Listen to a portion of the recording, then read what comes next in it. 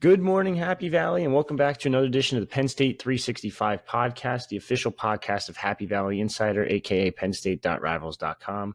I'm your host, Richie Schnyderite, and I'm joined by my co-host, as always, Dylan Callaghan-Croley. Dylan, some breaking news yesterday for Penn State. They landed their first transfer portal prospect of the offseason, and it's Division II Shorter University offensive tackle, offensive guard maybe, Alan Herron. I don't know. Yeah. We'll go Herron. He's a 5.6 3-star, and he's ranked the 25th best offensive lineman in the portal currently. Yeah, nice little pickup here for Penn State. I believe he has 3 years to play 2 for the Nittany Lions, which is definitely worth noting going forward because, as you say, he's making that jump from Division II Shorter in Georgia to the Big Ten. Going Division II to Division I is a big step no matter what, but to go from Division II to one of the top 2 conferences all of college football to being on one of the best teams in all of college football is quite the jump. But, a high potential, prospect here that Penn State got out of Shorter in Herron. They beat out some other programs in this recruitment, including Auburn, Clemson, Kansas, Louisville, Maryland, Miami, North Carolina, Texas Tech, Virginia Tech. Some good schools in there. When you have offers from schools like Auburn, Clemson, Miami, it was North Carolina State. Those are good programs when it comes to identifying talent. You can say what you want to say about the records on the field, but when you look at schools like Clemson and Miami, those are 2 schools that have produced quite a bit of offensive line talent over the last couple years. You look at Mario Cristobal, a former offensive line coach, somebody who really is good at identifying offensive line talent. It says a lot, I think, about the potential that Herron brings to Penn State and why he was highly coveted. I have not been able to watch a ton of his films, so I can't go deeply into what he will bring in terms of the on-the-field product, but from what I've heard so far, high potential here. Maybe still a little bit raw. Going to have to, go through the strength and conditioning of a Division I program over the next 9 months or so, but definitely a lot of potential here for Penn State and Phil Traveline to play with. Yeah, so he's 6'6", 310. You said sophomore, so he's got 2 more years left. Primarily played right tackle at Shorter University, and I know it is Division II, and it is going up to the Big Ten level. Like you said, it's a pretty big jump, but someone's done it before at his school, and that's most recently in Kyle Murdoch. Murlock. He was a tight end from Shorter, and he played at Florida State this past season. I'm not really sure actually how he did. I didn't even think to look at that. I probably should have, but 19 catches for 255 yards. That's pretty decent. It's nothing crazy, but also Herron is went to school in Georgia for high school, but he's actually a Jamaica native, so that's always interesting. Nice little international product. Yeah. Just looking at him, I mean, he really reminds me of Anthony Donko. Sure. He's just got that length. He's got a crazy wingspan. You could just see it in the one photo, and his hands are almost touching his knees. Like, I don't really know what else to say there, but he's got really good size. So I mean, I think he should be able to slot in pretty nicely.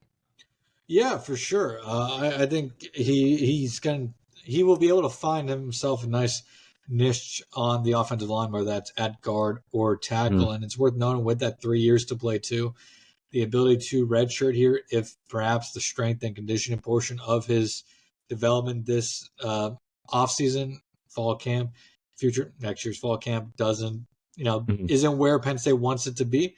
He has that redshirt capabilities for this upcoming season, which perhaps Penn State still returns guys like a Caden Wallace or a Sal Wormley, who I believe both have a 6 year of eligibility remaining.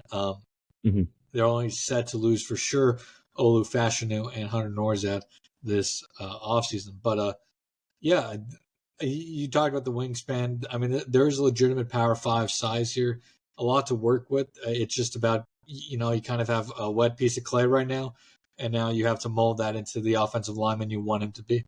Yeah, very similar to, I would say, a JUCO prospect making that jump, like a JB Nelson.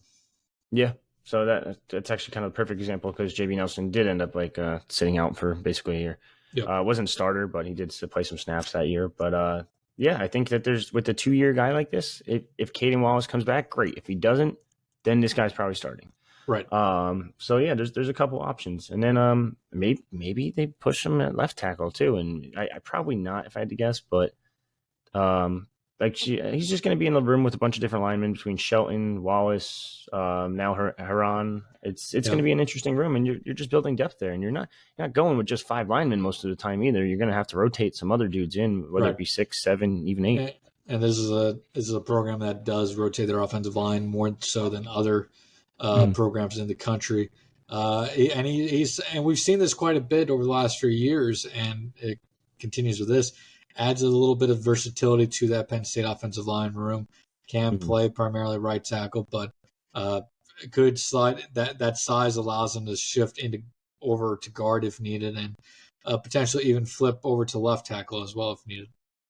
Yeah, so I mean, pretty big get early on for Nittany Lions. There's I think they're probably done if I had to guess at offensive line.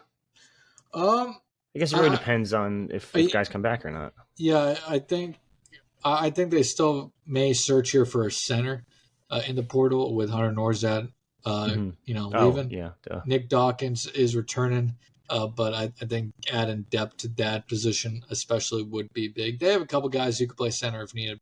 I wouldn't be surprised if they take another offensive lineman here in this wave of the transfer portal. And perhaps if they don't find one now, they can also come back in the spring during that window and try to find another one if needed.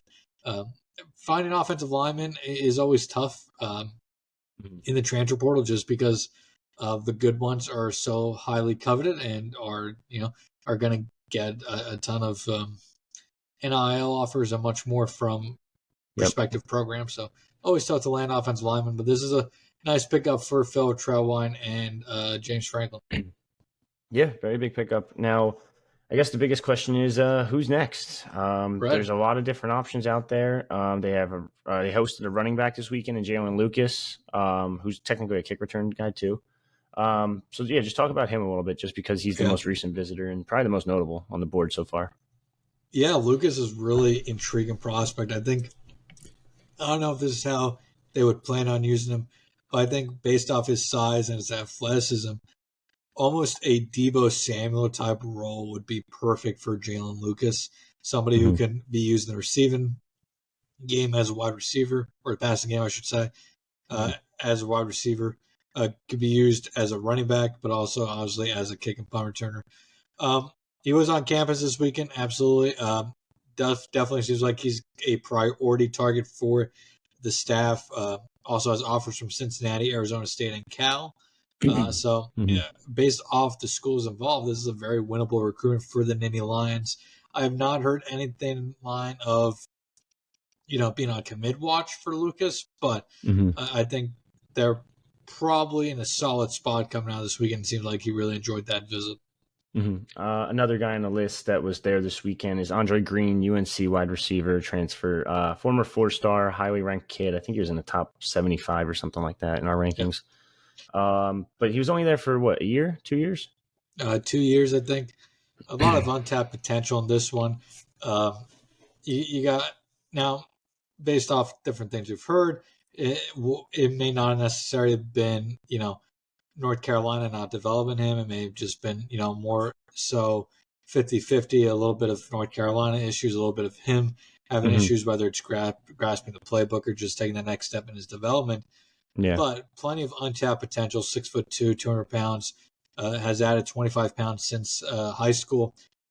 Really good athlete. He had a really good visit to Penn State, said so even on Twitter, said he had a blast on his official visit, called it truly an amazing place for many reasons. Everything I've heard beyond that is that Penn State set a really high bar in this recruitment. He is scheduled to take a trip to Virginia this upcoming weekend. We'll see if that trip happens. I wouldn't be surprised if this recruitment ends before this upcoming weekend. But right now, I definitely say Penn State is the favorite to land Greene right now. Yeah, that would be a pretty big get. He was actually number 44 overall in high school, and he's number 95 right now overall in the portal. So would be a huge one for the Nittany Lions, who desperately need some wide receiver help. Right, right, absolutely. Yeah, they need a lot of help there. Another name to keep an eye on that everyone keeps talking about, and everyone wants him, it seems like, is Julian Fleming. What's the latest on him? I know he had a visit to another Big Ten school this past weekend. Yeah, so Fleming is the one that we're watching really closely. Obviously, I mean, this is a kid that, if you're a Penn State fan, this is not the first time you've heard Julian Fleming's name come up. This is not the second time, third time. This is probably not even the 10th time. There's been very few prospects or football players in probably the recruiting era that have been connected to Penn State as much as Julian Fleming, who have not ended up at Penn State, obviously, from Catawissa, Southern Columbia High School in central Pennsylvania, visited Penn State numerous times in high school, ended up at Ohio State, had a solid career with the Buckeyes, couldn't stay healthy at some points, and just never really took that next step. That being said, was part of a stacked wide receiver room. That's wide receiver room. If you don't take that step when you have the opportunity or take advantage of that opportunity, you kind of lose your spot. And that's, I wouldn't say lost his spot. I think they would have very much welcomed him back next year, but he's somebody who can go to another school and become a really good number 2 or even a number 1 wide receiver, in my opinion. Penn State's been, there's high mutual interest in between the two parties once again with Fleming in the transfer portal, but he has shown interest as well in Nebraska, made a trip alongside Kyle McCord to Nebraska, or is currently on a trip to Lincoln with him. So we'll see what, the Cornhuskers are able to do in this one. You look at just overall, they have Kyle McCord on campus, they have Julian Fleming on campus, and now they're suddenly the favorites to potentially land one of the top quarterbacks in the class. If not, I think our top quarterback in the class, Dylan Raiola, currently committed to Georgia. This is one that Nebraska has been chipping away at for months and months, and it seems like they're finally potentially getting some momentum there.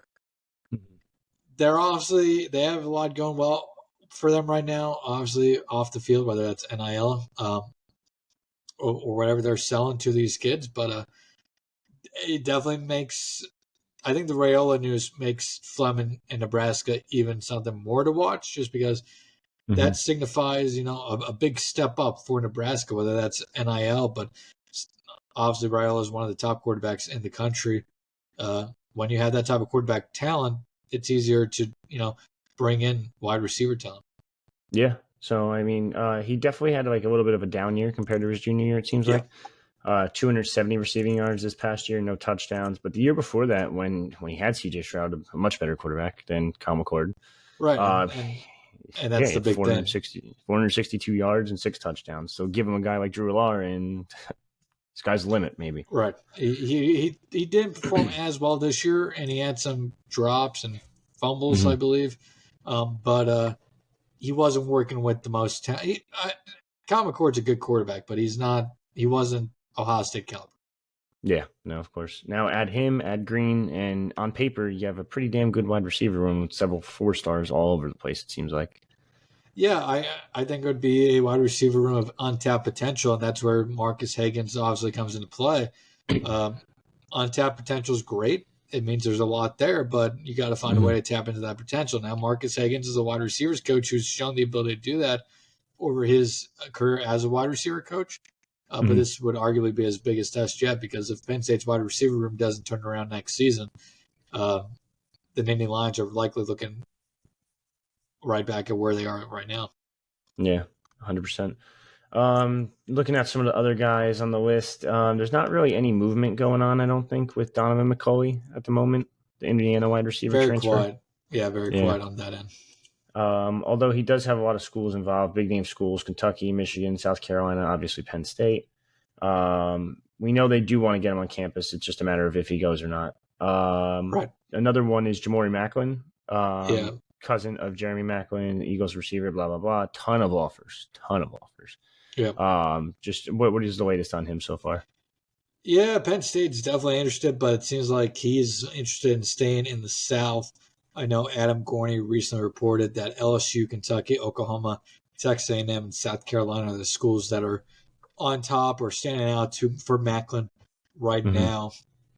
While I think of Adam as well, one other school that Adam said was in the mix for Andre Greene as well was Wisconsin, which is a school that we haven't talked about much.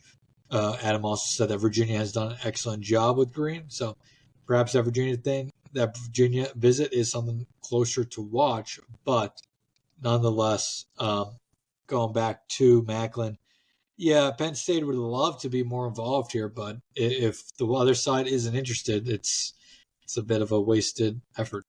Yeah. Did just visit Kentucky. Was supposed to be at LSU this upcoming weekend, I think. Right. And then there's last but not least, we know they want to get a defensive lineman in the portal, but they've only offered one technically publicly, and that would be Aeneas Peebles out of Duke, who actually just got all ACC honors earlier today. Yeah, really, really good. Defensive tackle here, high end potential. Somebody who I think is similar to maybe another Duke player that Penn State once had, and Derek Tangelo, maybe even better. Penn State, yeah, definitely involved. Going to have him on campus, I believe, this week. But he is coming off a visit to SMU, was at Missouri as well, and now has Virginia Tech, Penn State, Louisville all in the mix. We'll see how this one goes. I think Missouri made a huge statement in his visit this past weekend, so that'll be something to watch as well. Yeah, definitely keep an eye on that one. Other than that, I don't think there's actually any other offers at the moment in the portal, if I recall No, not correctly. offers, but going back to Gorney for a second, he did report in his latest transfer portal rumor mill that Penn State is one of the schools shown "quote unquote" significant interest in Arizona State defensive back transfer Isaiah Johnson, 6'1", 190 pounds, top 100 transfer portal player. Other schools involved: Colorado, West Virginia, Georgia, Ole Miss, Tennessee, and Michigan. Johnson's originally out of Playa del Rey in California. Interesting. Definitely a name to keep an eye on, especially defensive back. I don't know much about him, but cornerback, I'm assuming. Yeah, cornerback, absolutely. And that's Penn State potentially losing quite a bit at that cornerback position this year. Yeah. Does have quite a bit of guys they do like in that class, but or on their roster, but still has a little bit of a development to be done. And if you can add depth to that room, that's never a bad thing. Yeah, I was going to say specifically for the sole fact that obviously Davian Collins came in last year, played a couple snaps, really not much. Zion Tracy, up and comer, but like, you don't really want to trust these guys as second year, not even second year, I guess second year redshirt freshmen to like play. Yeah, it's a lot of stock. It's a lot of trust to put in them when you're entering such a big season as of next year, where you need to make the playoffs. Exactly. So it's definitely interesting. I could be wrong again. There's no other names, right? Transfer portal right now that we're looking at. We're just going back to Johnson. Not shocking that they're showing interest. This is a player that they were interested in coming out of high school. He actually took 3 trips to Penn State over his recruitment in 2018 and 2019. So very early on in his recruitment, but definitely a guy that they've had connections to in the past. So we'll see if they how that interest continues going forward. But a name to potentially watch here going forward. Yeah, no, of course. So we're keeping an eye on Andre Greene. We're keeping an eye on Jaylin Lucas, and I guess Peebles would probably be the 3 main ones out of that group. Yeah, and then I would say Julian Fleming obviously is up there as well. Julian Fleming, yeah. And we'll see how that Fleming one goes, because really the Penn State's been the one that's been chatted about the most when it comes to him. But it's unclear if there's anybody else involved after Nebraska right now, or how significantly involved. Now, I do want to touch on one more subject before we sign off here today. Sure. There's obviously a very big opening on the coaching staff still. Now we're hearing some rumors. There's some names out there. We've put together our hot board, and we're still pretty confident in that hot board. But there's a rumor about a specific name on that hot board. Yeah. Do you want me to break the news, or you want to? I mean, if you can handle this one. Yeah. So NC State defensive coordinator, is it Tony Gibson? Tony Gibson, yep. Tony Gibson. There's some talk going around that he might be the guy at Penn State next year in State College. Now he's making 1.3 mil down at NC State, so you're gonna have to up the ante. I spoke to a source down at NC State just an hour ago, 2 hours ago, whatever it was, and he told me they're thinking it's gonna take like 1.8 or 1.9 just to get him to leave. He's very loyal to NC State. He's been there since 2019. Yeah, he's from the area actually, and the West Virginia guy, sort of kind of from the area, I guess. But yeah, no, it would be a huge haul for Penn State to not only steal one of the best offensive coordinators in football from Kansas, but also steal a great defensive coordinator from NC State. I think that's a big win considering all things considered, given you lost both those guys this offseason or this season. Yeah, and Gibson's a guy that we had on our hot board originally, kind of in that external non-4-3 defensive schemes, just because I think he runs a 3-2-5. Forget what it was. It was something similar to that. Gonna bother me. 3-3-5. Yeah, 3-3-5. Basic math told me that. But yeah. So I mean, scheme fit wise, it's not a perfect fit, but there's no doubt he's a very highly sought after defensive mind, a very good defensive mind that's very highly regarded throughout the country. So it would definitely be a home run hire for Penn State. We'll see if it ends up going that way. Sometimes, in the past, the names we hear are sometimes smokescreens. Sometimes, for example, the name we heard in the offense coordinator search very early on, Joe Moorhead, was a smokescreen. It was a smokescreen. We I believe said so, that it felt a little bit too easy. It felt like a smokescreen. Tony Gibson could absolutely be the target, I should say. But definitely something that we're going to have to continue to chip away on. But that is a name that, after talking to your source, that we feel is definitely in the running here so far. Yeah. No, 100%. This is big news, and we'll see what happens because I think they kind of want to get this done ASAP, especially with signing day next Wednesday. So. Yeah, you're running out of time here, running out of time for signing day. But yeah, Gibson would be a really good hire, making $1.3 million right now. So yeah, again to that 1.8 range would make sense. I mean, Andy Koltz-Nicky's making 1.6, going to be making $2 million by the end of that contract. So Tony Gibson would make sense. That was a guy who was not in line, but a part of the Duke head coaching discussions as well.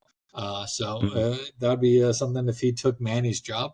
But also has Big Ten experience at Michigan, worth noting as well. Yeah, forgot about that with Rich Rod, I think it was, right? I believe Back in those days. Yeah, so. That's an interesting Michigan team, to say the least. All right, guys, that's all we really have. We'll probably have another podcast soonish, it sounds like. We're going to tease a little bit that there should be another transfer portal name making a decision relatively soon. If you're on the Lions Den forum on pennstate.rivals.com, you already know that. We've hinted at it multiple times. But yeah, other than that, I think any final thoughts, I guess, Dylan, before I sign off? I got nothing. I think we covered it all pretty well. Just stay tuned here on the YouTube channel, on wherever you listen to our podcast, and of course over at Happy Valley Insider. Awesome. All right, for me and Dylan, that's another episode of the Penn State 365 podcast. Signing off.